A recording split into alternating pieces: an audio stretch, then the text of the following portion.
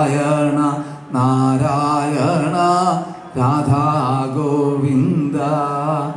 നാരായണ നാരായണ നാരായണ നാരായണ നാരായണ രാധാ ഗോവിന്ദ. അപ്പോഴേക്കും ഒരു രൂപം പകർന്നു തരികയാണ് അല്ലേ?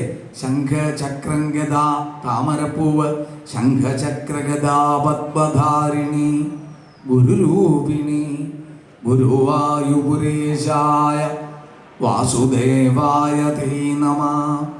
അങ്ങനെ ഒരു രൂപം വരുമ്പോഴേക്കും നമുക്ക് നമ്മളെ രക്ഷിക്കാനുള്ളതായ ഒരു തത്വം, അതിനൊരാളുണ്ട്, നാരായണ എന്നുള്ളതായ ബോധം അനുഭവപ്പെട്ടു തുടങ്ങണം. ആ ഈശ്വരനെ അല്ലെങ്കിൽ ആ രക്ഷിതാവിനെ ശരണം പ്രാപിക്കാൻ നമ്മൾ തയ്യാറാവണം.